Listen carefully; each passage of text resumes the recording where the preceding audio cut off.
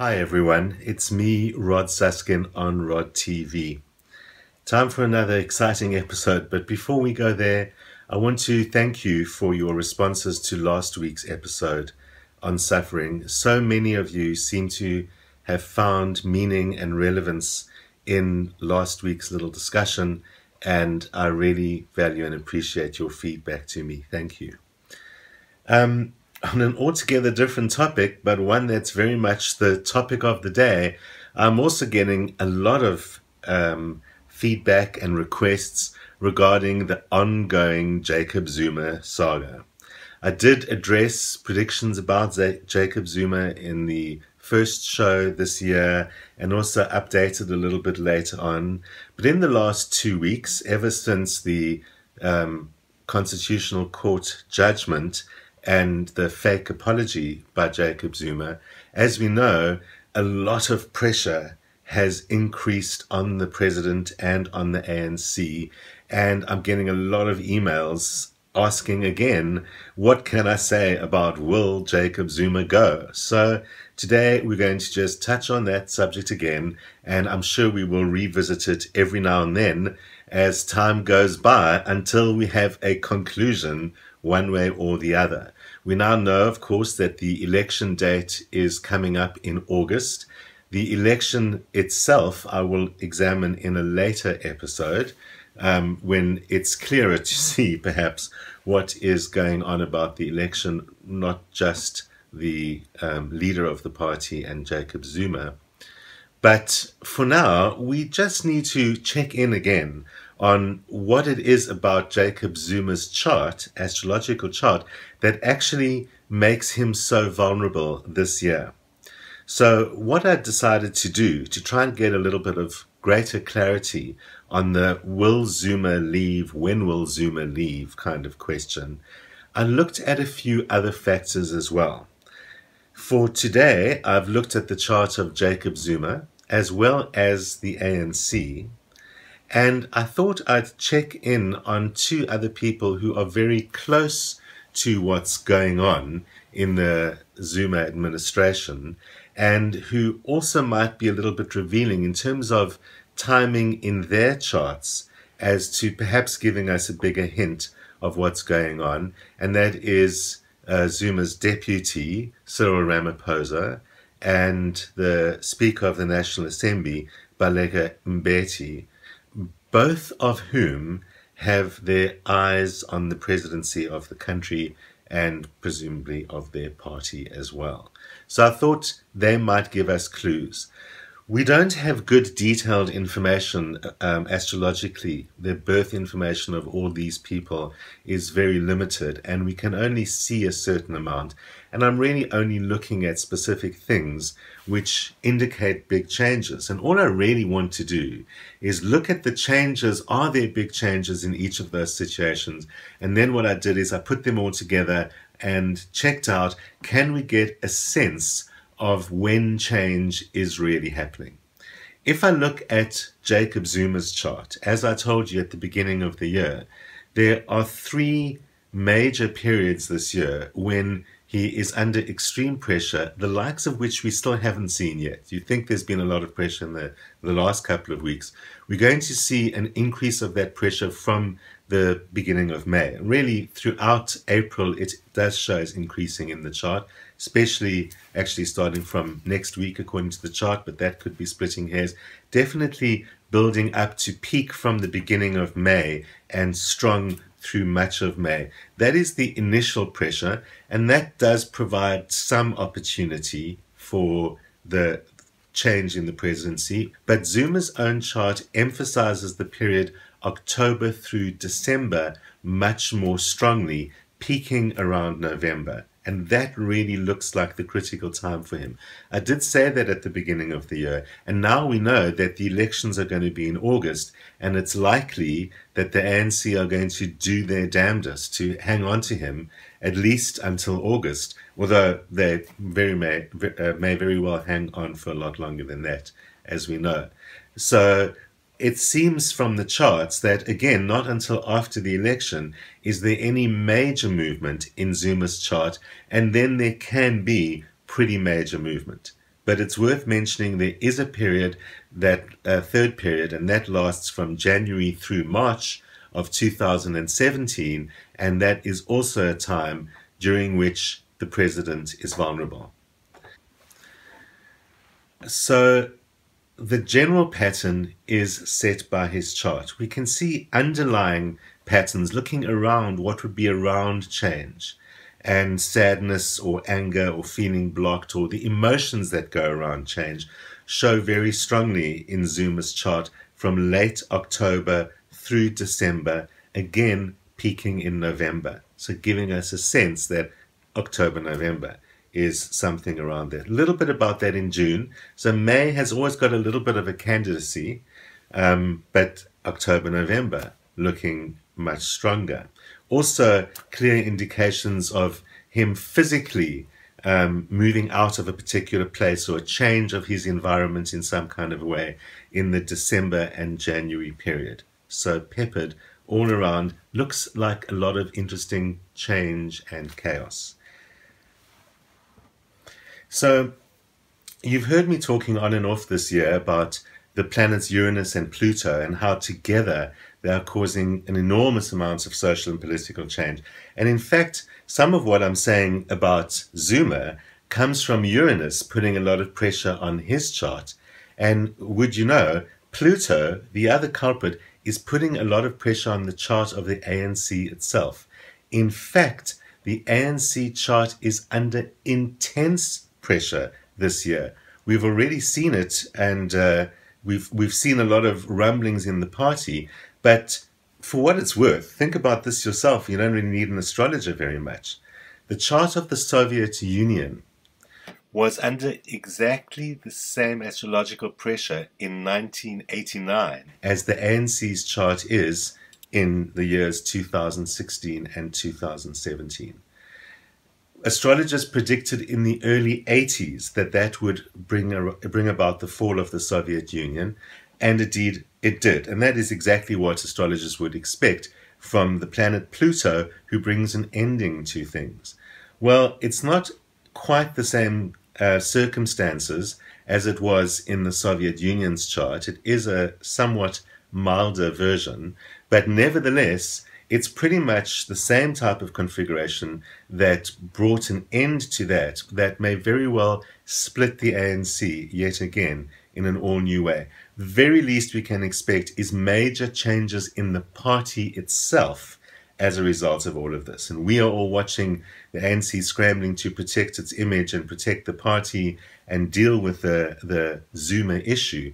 We are looking at it from the point of view of, will Zuma go? But the ANC are, of course, as we know, looking at it from the point of view of the ANC and how will the ANC survive this. So the astrologer's opinion is it won't be the same ANC that we've seen under Zuma. Either the party will split or it will transform itself radically, something which is actually harder to do than whatever happens as a result of a split.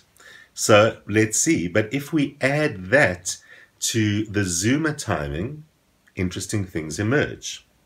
In the ANC's chart, we see a major crisis period as starting in May and lasting through August, peaking around about June, and repeating itself in the November through January period, peaking around December.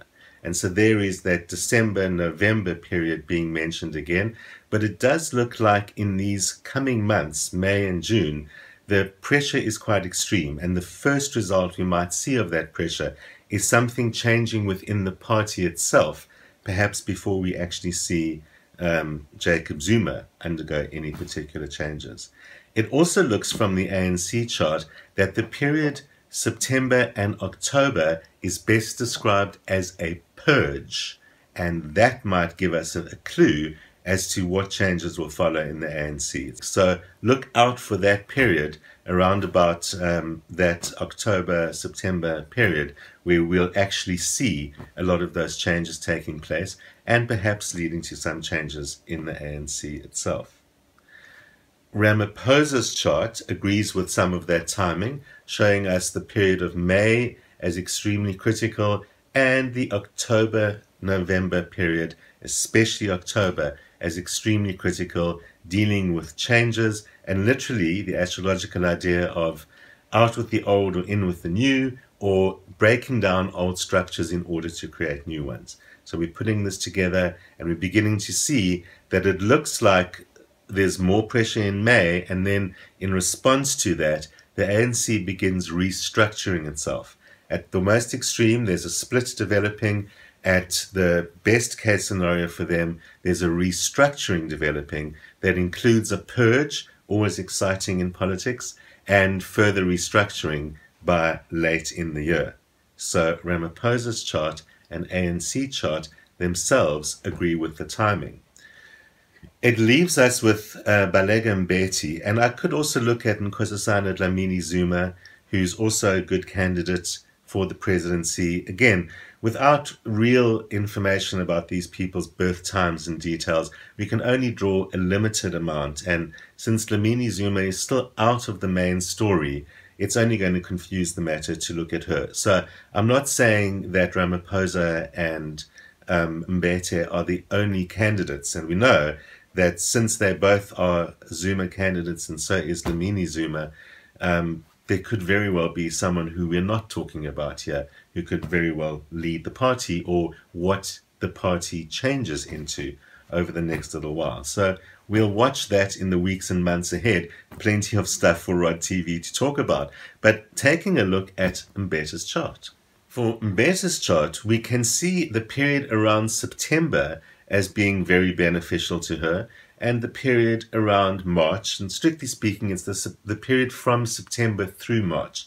In fact, when I looked at Mbete's chart, I began to notice in her chart and in a few other ANC-related charts that I was looking at, that there's a period starting from March next year that looks incredibly positive for her or for her supporters or for anything to do with people kind of vying for the presidency of the ANC itself. So that we'll see next year. It's a little bit too far to see now, but it does look like Mbete actually has some potentially promising changes ahead of her. It still remains to be seen if the ANC will recognize her capacity to damage the party like Jacob Zuma's capacity and do something about it. But as far as anyone knows, there's still a lot of support there. So we can't yet watch her very closely, but we just can see that there is something in that September period that does also seem to, whether it benefits her, but certainly seems to indicate changes in the party happening around that time. So how can we put all of this together? Well, here's a graph that I produced for you that just counts up all those various astrological factors that I was looking at. And there you can see really the higher the color bar on the graph, the stronger the force of change and pressure is on Jacob Zuma at the moment, at the time. So you can see that May is very strong going into June. You can see it starts building up in September, August and September, but the October to December period, especially October and December, have high pressure on them. And that is much stronger than what you're seeing the rest of the year. So almost like it suggests that Zuma has got another way, or there's another way that the ANC can do this without the embarrassment of the recall that happened with Mbeki. And perhaps that's what they're still busy thinking about. They don't want to do it the same way. They might be trying to find an exit strategy, as commentators like to call it. That still remains a very strong possibility, and it looks to me that that strategy is most likely to be found in the October, November, December period. So watch this space. So much of what I've been talking about, of course, is also part of a larger picture. And that larger picture is really about the big social political changes that I've spoken about since the beginning of the year. And that, again, you've heard me today refer to them as changes related to the planets Uranus and Pluto on their rare socio-political economic cycle that comes up around about every 40 years or so, 35 to 50 years, something like that. So it's caused a lot of the social political chaos and change that we've seen in current years. It's got a personal connection to Jacob Zuma's chart as well as to the chart of the ANC, which gives us some promising changes ahead for them, as we've seen. But it also might relate to a question that I received from Judith. So Judith sent an email to say, I'm watching world events with a great deal of awe and fascination about how fast the world is changing. So many crooked practices being revealed and exposed. Lots of things coming out, presidents and prime ministers receiving their marching orders or being removed. So many things happening worldwide. Judith asks, is this a bigger change going on in the world? She says, is there a time when all of this comes to a head and eventually brings on a new era worldwide? Strong words from an astrologer's ear, because astrologers, we're not so big on new eras worldwide. You know, astrology is all about everything goes around and around, and cycles come and cycles go. You might have heard that astrologers talk about great ages, the New Age, the Aquarian Age, the Piscean Age. Well, it's a very niche part of astrology. It's not a general part of astrology that. It's certainly not accepted by most astrologers. And anyway, even if that were how mainstream astrology viewed the world, it does go round and round and round. And astrology's view of a new age for the coming 2,000 years wouldn't be such a friendly view anyway, considering which age it would be. So that isn't how we answer that question. The only time astrology has really had a clearer answer on that question was, of course, in classical times, where the astrological model held that there was a great golden age in the past, in the very distant past, to which we will eventually return. And if we looked at the timing for that, well, let's put it this way. We have many, many thousands of years to go before we even come remotely close to returning to such a golden age. So let's get rid of the idea of the golden age and just focusing on Judith's question. Well, all of this stuff is happening. Is it some kind of change of an era? So to remind you about that, Pluto-Uranus cycle affects everything. And from the Pluto-Uranus cycle point of view, it's true that about every 50 years or so, people will believe that great big changes are happening. It looks to us that everything is changing and a lot of information is coming out and new stuff is happening and the old ways of the past will now fall away. But actually, that's what we think about every 40 to 50 years. And it goes round and round. So put yourself back in the 60s and the chaotic changes that were happening at that time. And there were people protesting in the streets, the likes of which we haven't seen a patch on nowadays. You might have seen people in Iceland protesting. You might have seen people in America protesting about the 1%. All of those kind of things pale on scale as to what was actually happening in the mid and late 1960s, where people really felt that it's now all happening. And the old ways are falling away, and of sexism and of racism and of elitism of all different kinds fell away. And it must have looked like there's a whole new era dawning. Take ourselves back to the 1930s, and we see exactly the same thing. We see fundamental changes in Europe. Those people who believed in fascism, which was beginning to take over there, believed that it was finally the new way, that we could actually create a perfect state under strong control, not the chaos of the war years and liberalness that had existed before. Or you even have the very clear ending of the class monarchy system as it worked before during those years. You know, with depression and the coming of war and the changed world after World War I, that left people in the late 1920s and the early 1930s, Uranus and Pluto again, believing that the old world had been swept away completely. They didn't know what was going to follow about a new world. Some of them might have been pretty excited about it. Some of them must have been pretty terrified about it, just like right now. And so if we keep going back and checking out the Uranus-Pluto cycle, if we keep going back, we will discover that every few decades, it feels like we're on the cusp of a new era.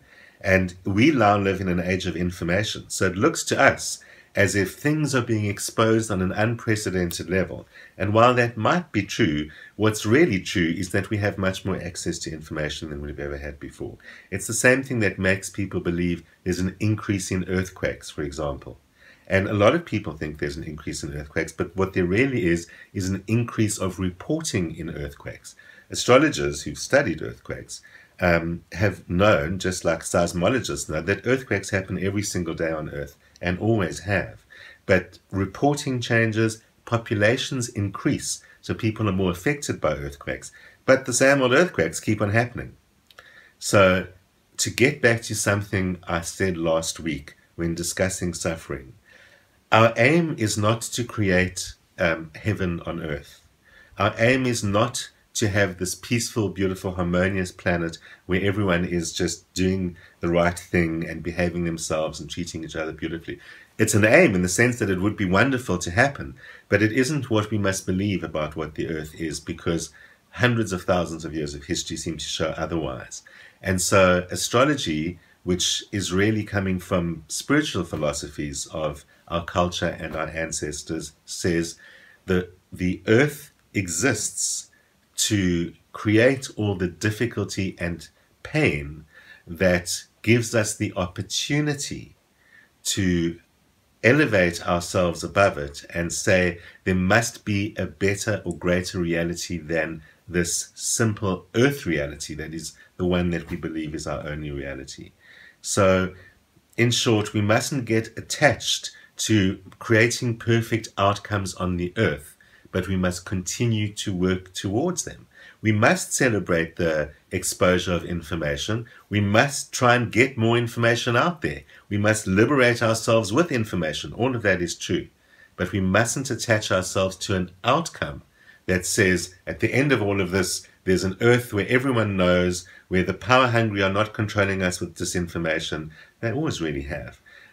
It's not the outcome. It's just the process of increasing our own consciousness and the human consciousness in that personal way of, it's not the earth consciousness that is important, that a human being and the human experience is a greater thing than what happens on earth. On earth, they will continue to disinform and misinform and lie and create wars as they have for hundreds of thousands, if not millions of years, whatever the case may be. Indeed, even those astrological theories that talk about great ages of peace and harmony talk about them as cyclical. They come and then they're followed by great ages of despair and ruin and chaos and destruction. So we need to stop worrying about outcomes. We need to stop imagining that there's this trajectory that says everything only ever gets better. And remember that everything actually goes round and round. And if we adjusted ourselves to that, we would cope with the difficulties so much better. We can continue to aspire to the best, but we can continue to understand how the world really works, so that every time the worst comes around again, and it does, we can deal with it with detachment, with greater aspirations for our human consciousness, and with understanding that the human condition includes all the pain and drama just as much as it includes all the fun and pleasure. So, in short, Judith, no. The answer is no.